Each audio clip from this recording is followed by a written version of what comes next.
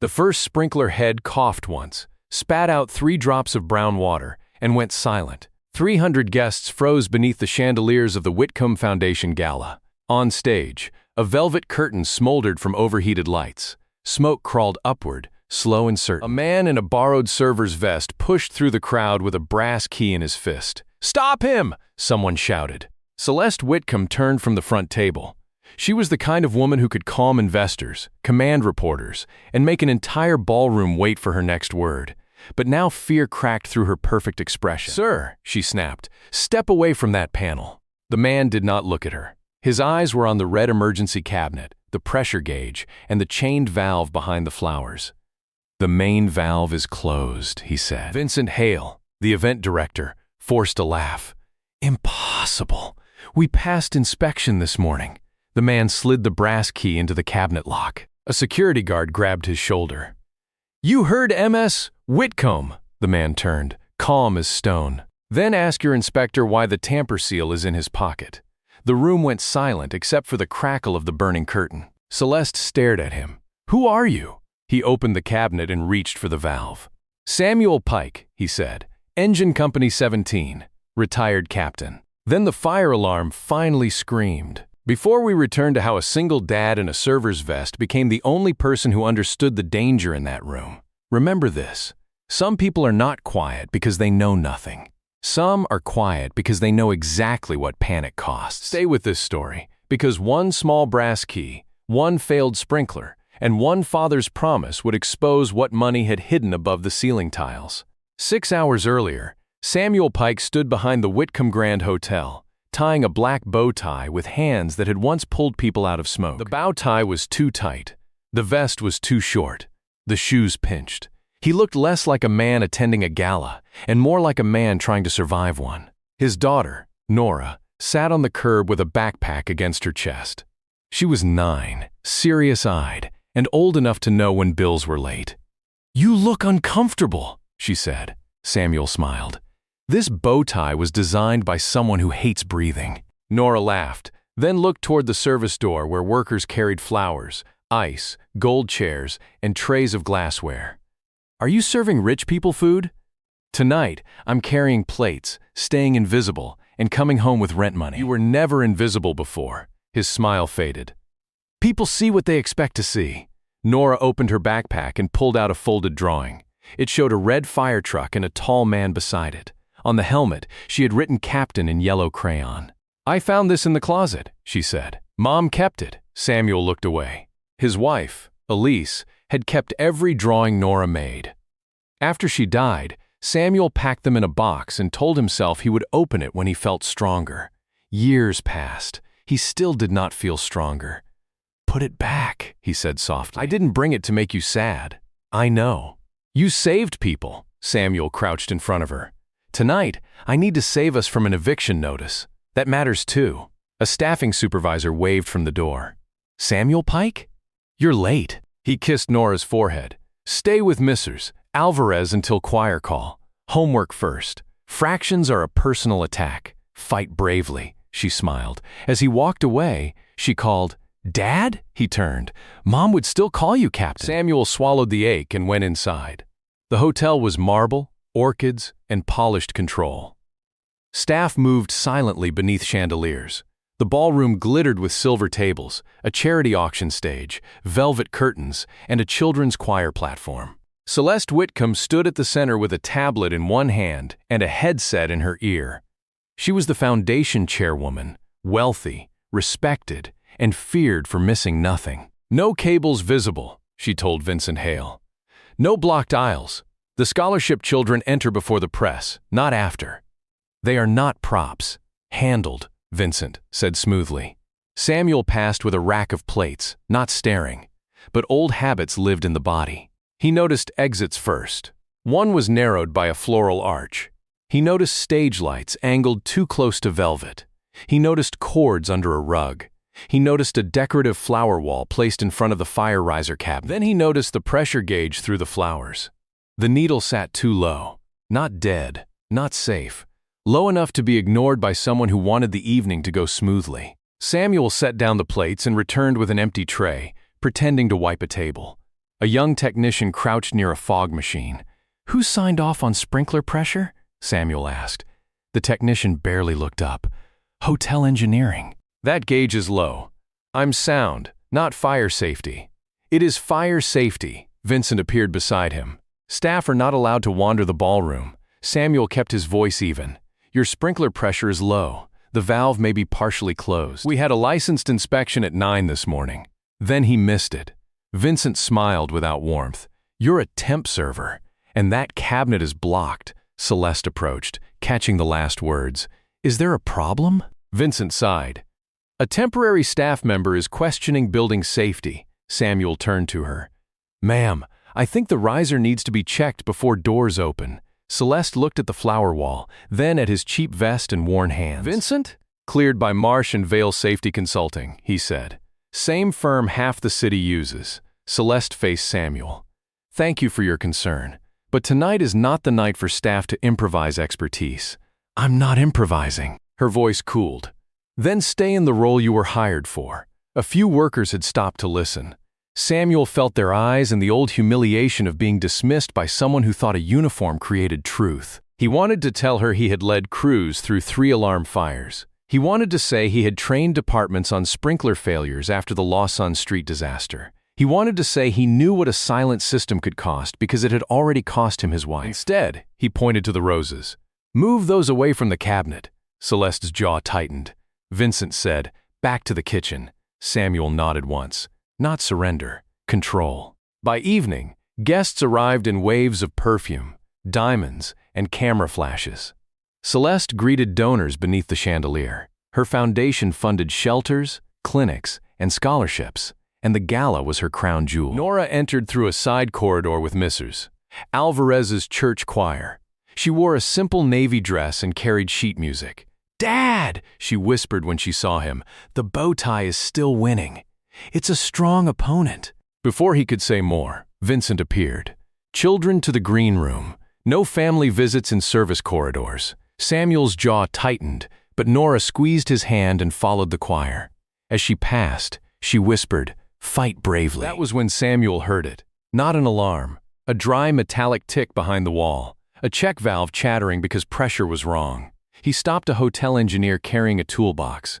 "Can you open the riser cabinet?" The engineer frowned. "Who are you?" "Someone who hears a check valve hunting." The engineer blinked. "You know fire systems?" "Enough to ask you to open that cabinet." The engineer hesitated. Vincent's voice cut across the corridor. "No." Celeste was with him, escorting a donor. She had heard enough to be irritated. Samuel spoke directly to her.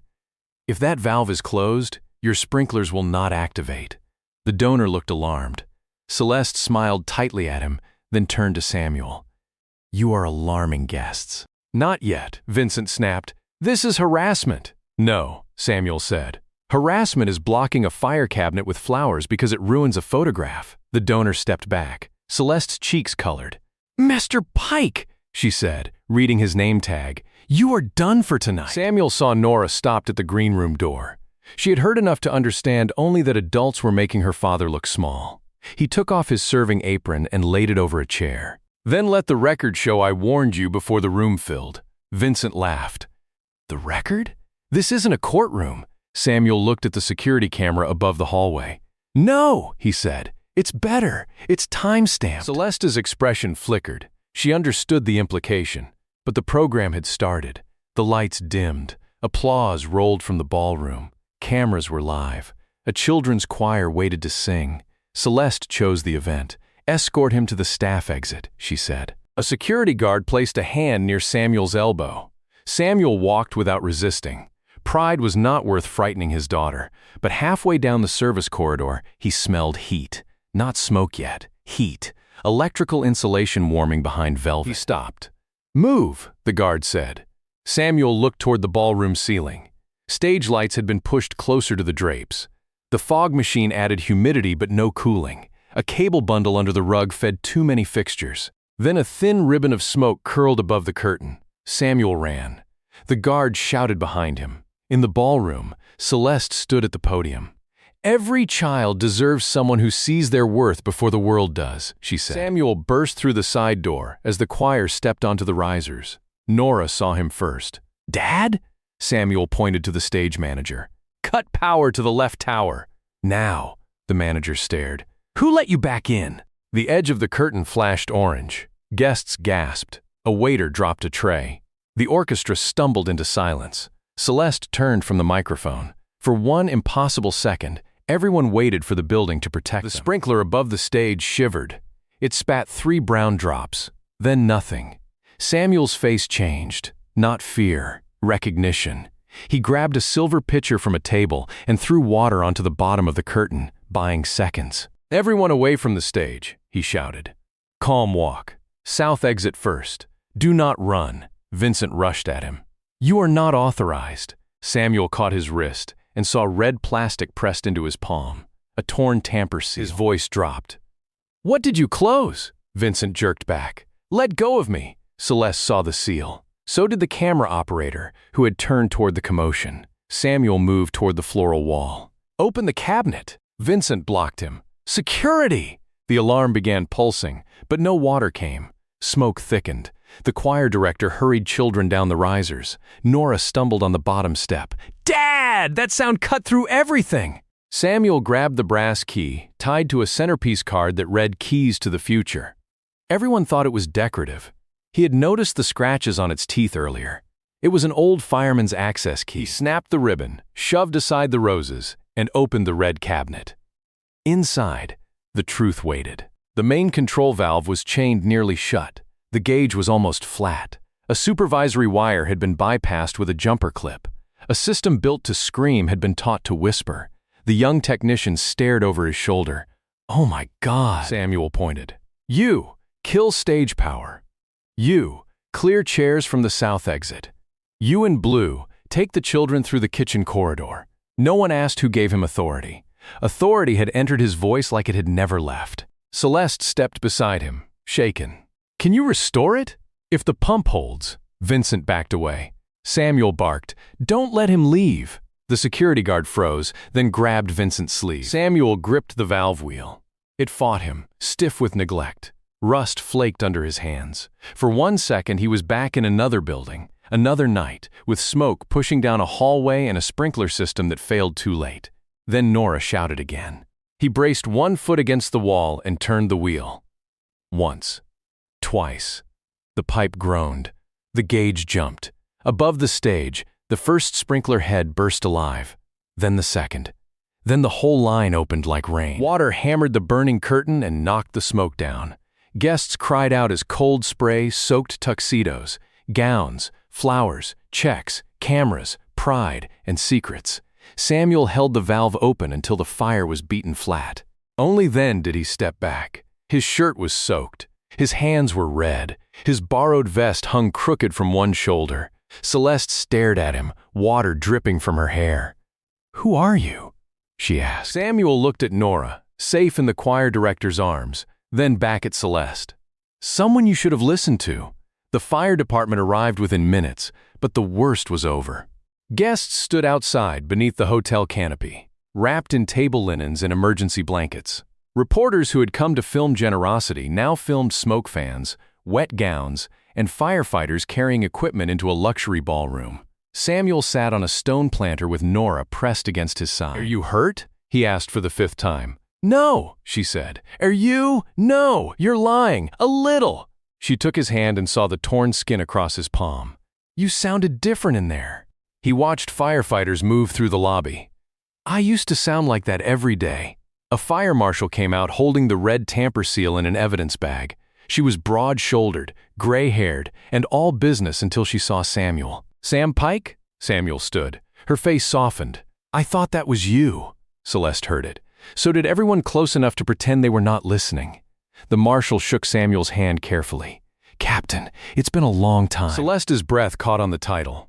Samuel shook his head. Not captain anymore, Marlene. To people who served under you, you are. Nora looked up with quiet triumph. Marlene turned toward the ballroom.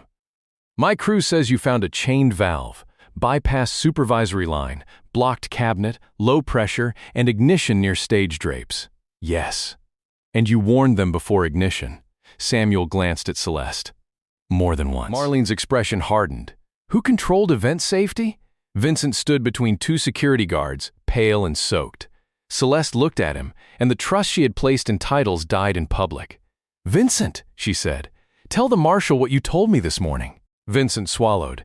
"The system passed." Marlene lifted the evidence bag. "Then why was this tamper seal torn off?" "I don't know," Samuel said. "Check his right jacket pocket." Vincent snapped. "You can't search me." The marshal turned to a police officer. "Secure him." A second piece of red plastic came from Vincent's pocket, then a jumper clip, then a folded invoice marked temporary valve isolation. Celeste read the words over the officer's shoulder. "You shut down the sprinklers?" Vincent's control cracked. "Only partially. The pressure alarm was too sensitive. The production company said water could ruin the lighting equipment. It was just for the event. With children on stage," Samuel said. Vincent glared. "Don't act like you understand what was at stake. There were donors in that room worth $500 million. Samuel looked at Nora. "I understood exactly what was at stake." The marshal asked, "Who signed the safety report?" Vincent said nothing. Celeste turned to her assistant. "Preserve every email, invoice, camera file, and inspection record. Now." A reporter stepped closer. "Miss Whitcomb, did your foundation ignore a fire safety warning before the incident?" Celeste looked at Samuel. Every instinct trained by money, and lawyers told her to say no comment. But a man she had dismissed had just shown her what dignity looked like. She faced the camera. "Yes," she said. Her staff froze. "Emmer, Pike warned me. I dismissed him because he wore a server's vest and because a man with a better title told me not to worry. That was my failure." Samuel looked away, uncomfortable under the attention. The reporter turned. "Mr. Pike, how did you know?" He kept one hand on Nora's shoulder. "I heard the check valve, saw low pressure, saw a blocked cabinet. Buildings warn you before they fail. People usually just explain the warnings away." "Is it true you were a fire captain?" Samuel hesitated. Nora pulled the folded drawing from her backpack. The edges were damp, but the yellow word captain was still bright. "My dad was the best one," she said. The marshal nodded. "He trained half the battalion on suppression failures after Lawson Street." Celeste knew that name. Everyone in the city did. An apartment fire, a disabled sprinkler system, families saved. One woman lost before crews arrived. Samuel's wife. Celeste looked at him and finally understood why his warning had carried no ego. It carried memory.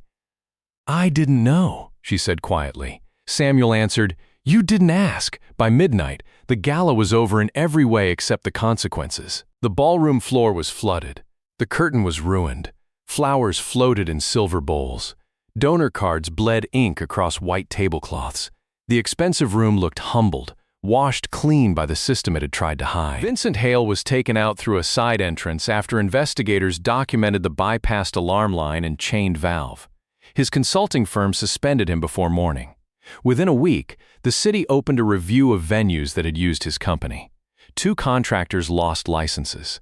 Several hotels closed ballrooms for inspection. Celeste did not hide. The next afternoon, she stood in front of the damaged ballroom without jewelry, dramatic lighting, or a prepared smile. "We gave children a stage beneath a system we did not respect," she said. "That will not happen again."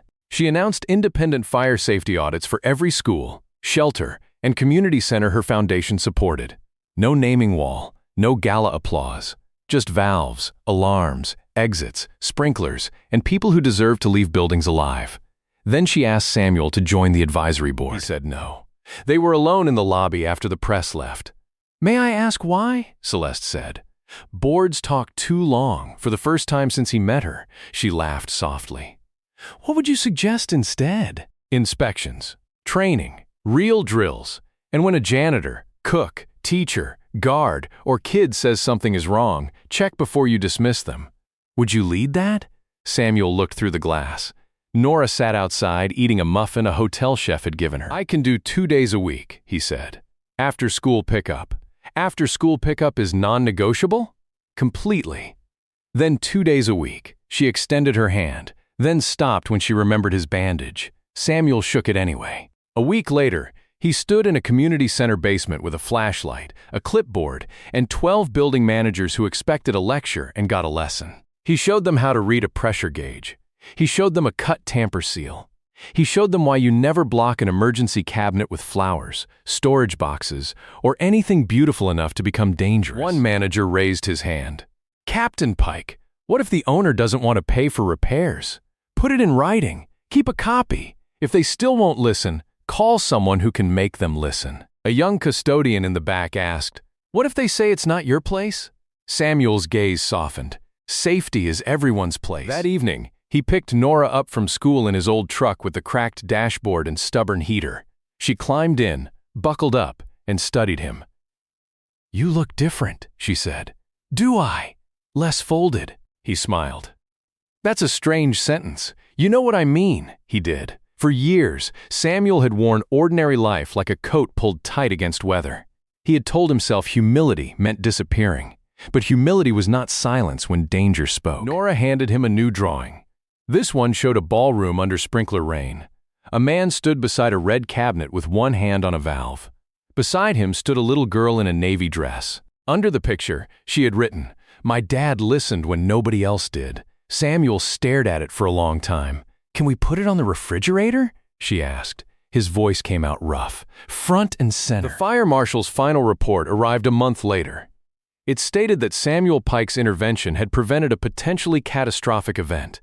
It cited the closed valve, the bypassed supervisory alarm, the blocked cabinet, the low pressure, and the ignored verbal warnings. The report also said something no one had paid to hear. The first warning came from temporary staff. Celeste had that sentence printed and framed in the staff entrance of the Whitcomb Grand Hotel. Beneath it, she added a smaller line. "Listen before the alarm." Samuel saw it on a rainy morning when he arrived to train hotel employees. Cooks, cleaners, servers, engineers, and guards stopped to read the words. Some smiled, some stood a little taller. Celeste stepped beside him. "Too much?" "A little." "Will you allow it?" Samuel looked at the staff entrance and the people finally being reminded that their voices mattered. "I'll allow it." Months later, another gala filled the same ballroom. The flowers were lower. The emergency cabinet stood clear. The stage drapes were flame-rated and properly spaced. Before guests entered, every staff member knew the exits, alarm stations, and the person responsible for safety. Samuel did not wear a server's vest this time. He wore a dark suit Nora had helped choose from a discount rack. It needed tailoring, but she said it made him look like a man who had decided to show up. Celeste introduced him before dinner with one sentence. "This is Samuel Pike, and we are safer because he spoke when it would have been easier to stay quiet." The audience applauded. Samuel hated applause, but he endured it because Nora was in the front row, clapping harder than anyone. Afterward, a young waiter approached him near the emergency cabinet. "Sir," the waiter said, "one exit door sticks when it closes. I told my supervisor, but he said it's probably fine." Samuel looked at Celeste. Celeste looked at the waiter. Then she said, "Show us." No cameras turned. No donors noticed. No dramatic music played. Just three people walking toward a small problem before it became a headline. That was the real ending. Not the ruined curtain. Not the public apology. Not the headlines calling him a hidden hero. The ending was a powerful woman learning to listen.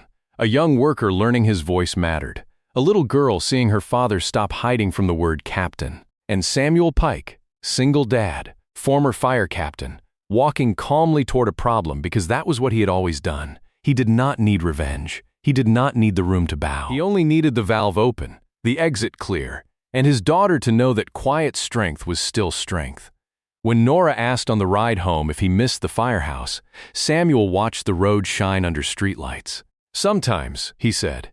"Would you go back?" He thought about the drawing tucked safely in the glove box, the community centers now being inspected, the workers now being heard, and the word captain no longer feeling like a wound. "I don't think I left everything behind," he said.